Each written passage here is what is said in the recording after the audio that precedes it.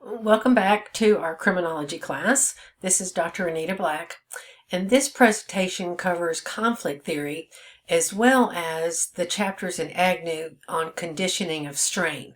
Now, we're going to start off with talking about conflict theory. And this theory explains criminal behavior as a product of social inequality and power struggles rather than an individual moral failure. So we're looking at more of a macro theory. It argues that crime often arises when people are blocked from legitimate opportunities or respond to unfair social conditions. And these can include poverty, discrimination, political oppression, and those without power may engage in crime as really a way to adapt, a way to survive, or even a form of resistance against an unjust system. Additionally, behaviors that are labeled criminal are typically those of the less powerful, while the harmful acts of elites are often ignored or treated leniently. Now, in essence, what conflict theory does, it sees crime as both a symptom and a consequence of the inequality that's in the social, economical, and political structure. So it's the inequality between classes. Now, Akers, Sellers, and Jennings, they talk about law as a type of social control. And they begin by telling us that power is the principal determinant of the outcome of conflict. And social control refers to the mechanisms that are both formal and informal, through which societies can regulate individual behavior and maintain that social order. So from a conflict theory perspective, the law is not a neutral reflection of shared morality. Rather, it's more of a formal instrument of social control that's created as well as enforced by those in the positions of power, those that have positional power. The law functions to preserve existing social and economic hierarchies that protect the interest of the dominant groups, and some of those are the political elites, corporations. It also defines the actions of the less powerful groups as criminal. Also, Akers and et al. Saw law as a mechanism of domination as much as regulation. It shapes what behaviors are acceptable, whose interests are protected, and whose behavior is punished. Informal social control is enforced through interpersonal relationships, cultural expectations, and community norms.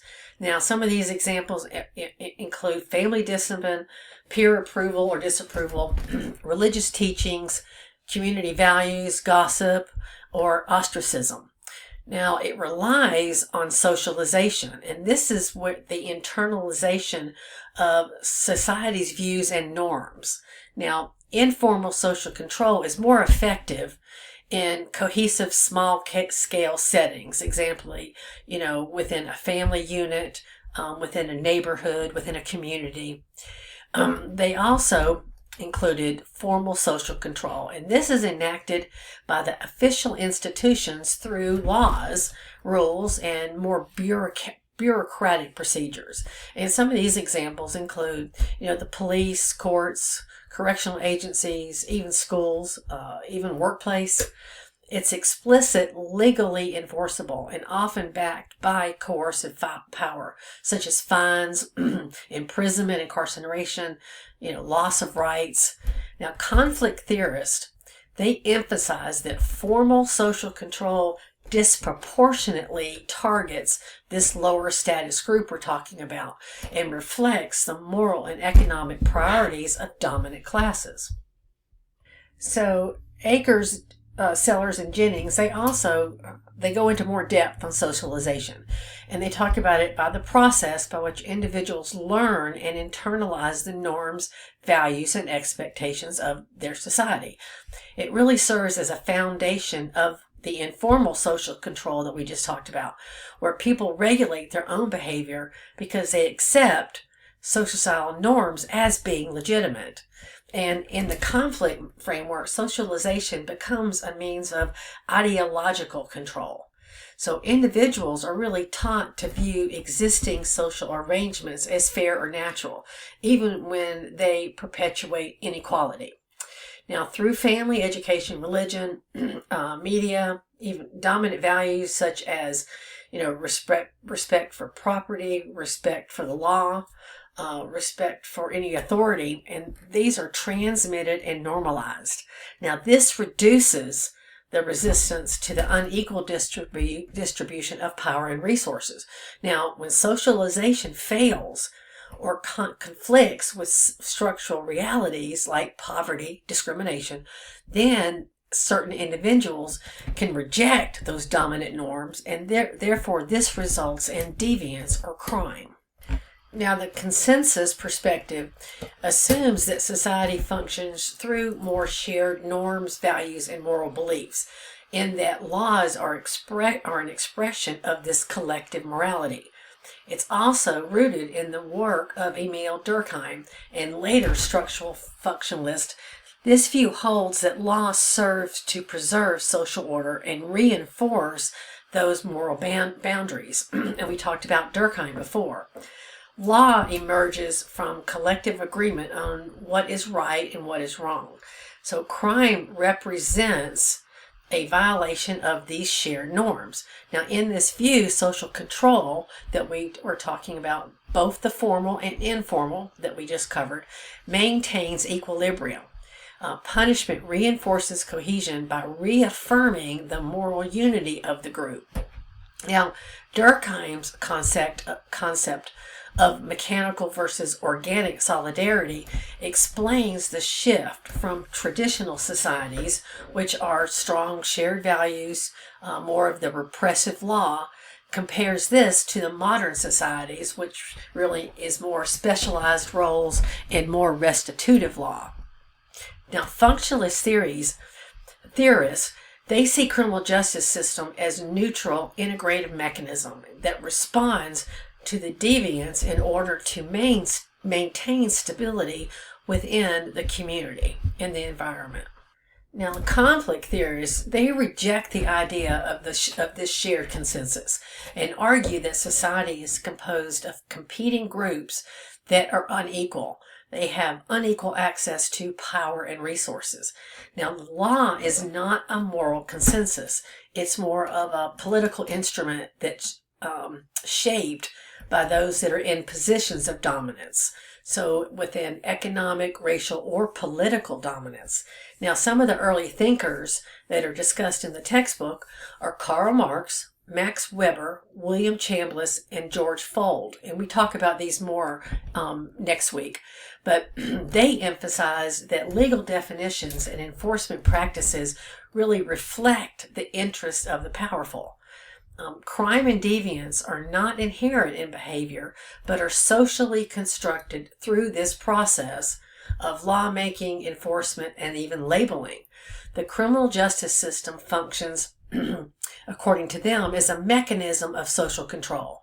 So it's disproportionately targeting these marginalized groups so that we can protect the elite interest, because as we're saying within conflict theory, it's the elite that have the power. Now, conflict theory highlights this inequality in law creation, policing, prosecution, and sentencing, and it really demonstrates that justice is often unequal by design, and it's not just by accident.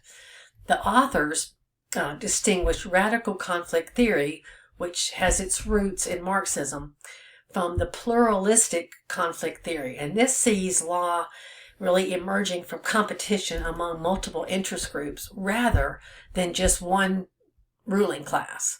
And the empirical focus that was covered in the textbook really shows how crime definitions, punishment, and resource allocation within the criminal justice system really reproduced the existing hierarchies. So let's look more specifically, how these consensus and conflict theories really differ.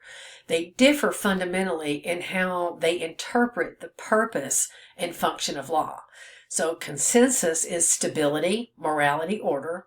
Conflict is more inequality, power, coercion.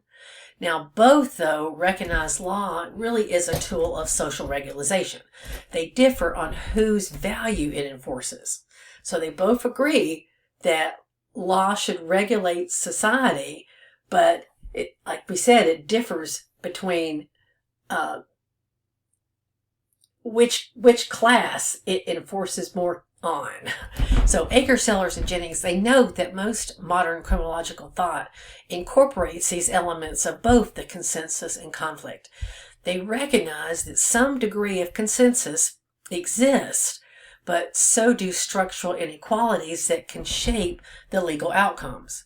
Now, conflict theory, it broadens our criminology lens from individual behavior to the macro level social structures and power relations that I just mentioned.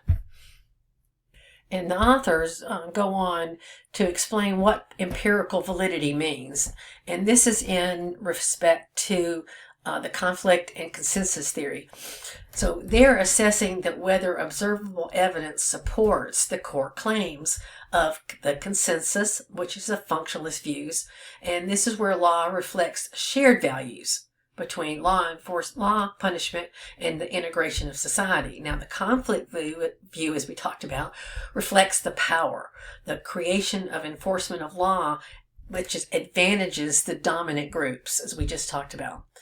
So they found that evidence is drawn from public opinion studies, comparative cross-cultural research, historical analysis of lawmaking, interest group studies, and criminal justice decision-making research, which considers policing, charging, and sentencing. So within this material, when we talk about conflict theory, we're also including racial disparity. Now, the historical legacy are laws and criminal justice policies that have been created in ways that reflect and reinforce these racial hierarchies, like the vagrancy laws, black codes, drug laws that disproportionately target people of color. The structural disadvantage is where the communities of color often face concentrated poverty, segregation, differential policing presence, fewer resources for their legal defense, and this all feeds into the decision point disparities. Now, the power dynamics, well, this is where the dominant groups that we've talked about that are in society set the definitions of crime and control. And the racial minorities often become both the subjects of control and the targets of intensified surveillance enforcement. Police arrest. Now, studies have shown that race influences interactions with law enforcement, such as stops, searches, and use of force, even when controlling for the offense and the context. Charging and plea bargaining, prosecutorial discretion may lead to harsher charging decisions for racial minorities because of the fewer diversionary alternatives and the differential plea outcomes that are available for racial minorities. And sentencing is also impacted, that race can influence sentencing outcomes through discretionary judgments, such as their perception of remorse, criminality, dangerousness, or really even structured policy effects like mandatory minimums, sentence enhancements. And they disproportionately affect these groups of color. Now, incarceration and supervision, racial minorities are overrepresented in prisons and even under community supervision. Their parole probation outcomes often show worse results. They are revocated, they have longer times that are served compared to whites under the similar conditions. Now, they also mention that algorithmic and technological bias, and they highlight the newer concerns about risk assessments and algorithms whose inputs stem from racially biased data, so thereby reproducing disparities. And I think the book references this more as an emerging issue. And this material covers the mechanisms of bias and disparity. And implicit bias is where the decision makers that we're looking at, police officers, law enforcement, prosecutors and judges, they can unconsciously apply stereotypes and assumptions about race and criminality. And the structural bias, now this is where the elements such as location of the crime, police deployment, bail practices, resource disparities in defense, these mirror systematic racial inequality. And there are laws and practices that appear race neutral that can create disparate impacts, such as the stop and frisk, drug law, sentencing differences. And the cumulative disadvantage to all of this is that these disparities at the early stages really amplify through subsequent decision points that lead to increasingly divergent outcomes according to race. So what are the implications of racial disparity on theory and policy? Well, the disparity focus really strengthens conflict theory by showing how law and crime are embedded in power relations and racial hierarchies, not simply class conflict. It challenges the consensus functional model by illustrating how law may serve to reproduce racial and social control rather than simple enforced shared norms. The solutions to this is solutions must go beyond just the individual decision-making bias to more of a structural reform, such as equitable policing strategies, bail reform, transparency data collection on race, training for implicit bias, and really addressing these upstream structural inequalities that we've talked about: poverty, segregation, and education. And the authors, towards the end of this section, they really emphasize that any reform that ignores the racial dimension is likely to fail or only superficially address the inequalities within our system. So when we use conflict theory and talk about conflict theory explaining criminal behavior, we're looking at, it's a transition from the broad sociological conflict theory of law we just talked about that explains why laws exist and whose interests they serve. The conflict theory of criminal behavior now explains why individuals and groups commit crime within that unequal legal and social framework of the conflict theory of law. Now, this next section is going to really connects the macro level structure of power inequality with our micro level choices and motivations of offenders individually. It shows that behavior itself, both conformity and defiance, is shaped by social conflict and the differential access to power. So this moves us to talk about the mechanisms that link conflict and crime. And we have the blocked opportunities and strain. And this is where there's inequality in education, housing, and employment that's going to create this frustration and strain. And people in marginalized positions, they may engage in deviance or crime as an adaptation to systematic disadvantage. And the conflict theory complements strain theories by identifying structural inequality as the root cause. We have political resistance and power struggle, and this is where crime can serve as a form of resistance or rebellion against the oppressive conditions, such as property destruction, protest-related offenses. Now, this radical conflict perspectives sees some crime as a political act against the existing social order. Another mechanism is labeling and reproduction of inequality. And as we've talked about last week or the week before, that once somebody is labeled criminal, they face restricted opportunities and ongoing surveillance that really is going to perpetrate their deviant identity and behavior. And conflict theorists, they see labeling not as neutral, but more as a political process that's reinforcing class and racial boundaries. The other mechanism is differential reinforcement and self-concept. Now, this is where marginalized communities experience more enforcement and surveillance, leading to a higher visibility in official crime statistics. Now, over time, this reinforces public perceptions of crime as a lower class or minority problem that really further justifies our control policies. So, what are the empirical and policy implications of the conflict theory on criminal behavior? So, research has found that it links inequality with higher crime rates, and this is the macro level evidence. Law enforcement focuses on marginalized communities, white collar and corporate crimes often underpunished. The policy focus that our authors are focusing on address inequality, fairness, and access to opportunity.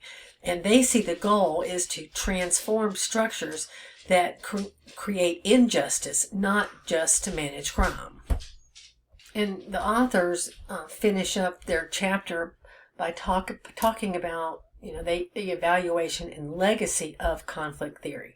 And they show the strengths as it highlights power, inequality, and the political nature of law. And the weaknesses are broad and really sometimes difficult to test empirically. The modern extensions include critical theorists, feminist theorists, and even peacemaking criminology. So the key takeaway from this chapter is that crime cannot be separated from social conflict and power relations.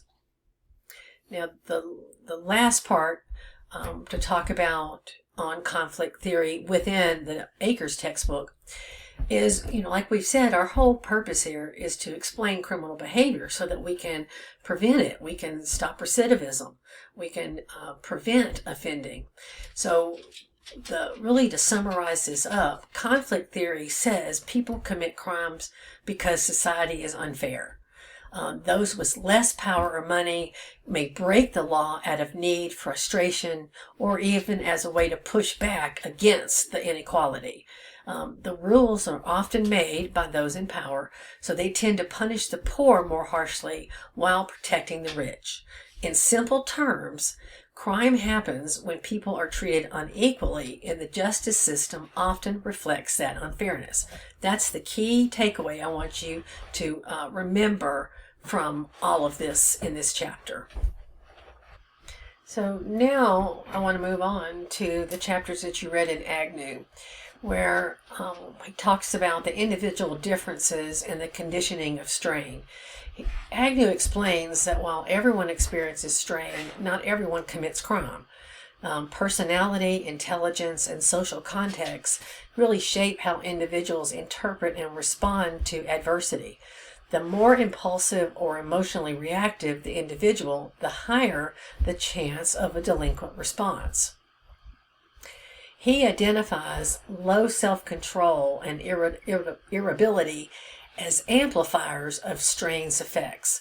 And those with empathy and moral reasoning can delay gratification and resist these antisocial responses. He also goes on to say that youth with poor problem solving or emotional regulation often choose more immediate, risky solutions to strain. So those with better reasoning or emotional support can cope more adaptively. And Agnew talks about social support as a buffer that will include family warmth, attachment to school, and mentors that can protect against strain. He emphasizes that these strong social bonds can absorb the stress and model more pro-social coping. He said that support really provides lawful coping outlets, and found that isolation and deviant peers, in contrast to this, can magnify anger and risky decision-making. As Agnew does in every chapter, he talks about the biological and environmental interaction of the theories, and he anticipates biosocial extensions of the general strain theory, that some youth have biological sensitivities to stress, but nurturing and consistent environments reduce these risks. And I want you to take note here of how these are tying in to the other theories that we've been talking about, such as the biological and biosocial theory, the other social structure theories that we've talked about with Gottfried's and Hershey's general theory of crime, the strain theories. All of these are tying together that cause stress or can prevent the stress that could possibly lead to risky behavior. In Chapter 7, Agnew talks more on strain and the specific forms of crime. And he's found that strain influences which crimes are chosen. For instance, anger could result in violent crime. And these different emotions drive different criminal behaviors. As I said, the anger produces aggression, sadness that leads to escapism, like drug use, and frustration that can motivate more property offenses for the relief or gain. Agnew also talks about the gender differences with strain theory, and found that boys often externalize frustration through aggression. They have the anger and outward aggression. The girls are more to internalize that frustration, and by showing depression or relational conflict. They have trouble with coping with relations, as well as experiencing sadness. And the gender norms, they really shape emotional expression. And by understanding these differences, supports a more gender-specific intervention. Agnew links the peak of adolescent offending to the age crime curve that we've talked about. Teenagers face intense social strain with limited experience or self-control to really manage it effectively. And maturity reduces this strain's effect. He also ties the general strain theory to social structure. In disadvantaged communities, persistent strain and limited opportunity really creates environments that are more conducive to crime and rebellion. And that strain, connects that personal frustration with inequality. So as always, we talk about the policy and prevention implications. General strain theory supports prevention through resilience building, mentoring, and really reducing systematic inequality. And Agnew states that effective policy lessens the strain and really equips youth with more healthy coping options. It promotes more fairness and justice, as well as provides early interventions. So in a very brief summary of the 2 chapters from Agnew, that they expand on the GST to explain how strain interacts with personal and social characteristics. He moves from abstract theory towards applied solutions that are more focused on a youth's resilience and fairness, that these individual traits condition the strain's effect, and that strain can actually predict specific crimes. He also discussed gender, age, and the contexts that matter when dealing with strain and dealing with the risk of offending. And he said that policy really should strengthen coping and equity.